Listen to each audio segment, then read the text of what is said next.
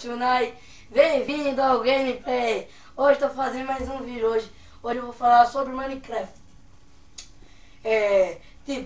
Eu decidi que eu vou comprar meu computador para a semana. Eu vou comprar para a semana. Eu vou fazer vídeo de Hyperreal, de Minecraft, de Crossfire, de PB, algum aí que você vai responder no comentário. E se também a gente ia fazer um vídeo antes, só que não deu, porque a gente saiu.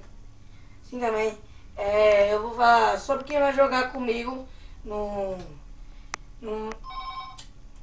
Pera aí, galera, eu já volto. Alô? Senhora? Elvis tá aqui. Tá, tchau.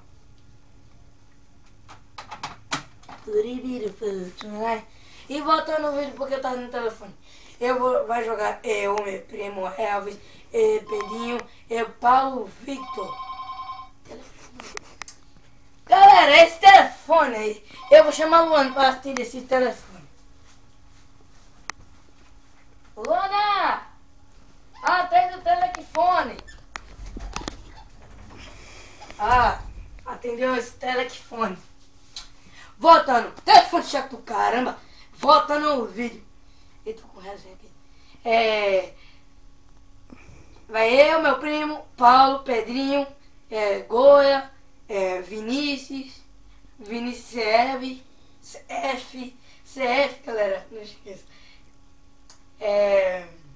Vai meu grupo também da escola, também vai jogar esse jogo.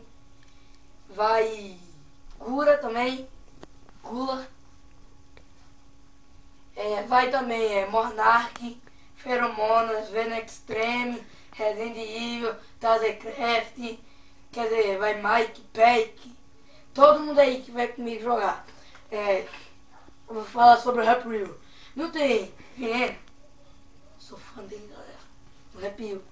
Eu não sei muito o que falar sobre o Hyperreal não. Nós só vai jogar 5 pessoas. Eu, meu primo, Goia e Pedrinho e o Anderson. Entendeu, galera? Responde no comentário qual jogo que vocês querem que eu jogue pra semana em 2006, que eu vou pegar meu computador. Entendeu, galera? Meu notebook. Tchau, galera. Fui. E deixa seu gostei aí. E deixa seu like. Deixa seus mil inscritos.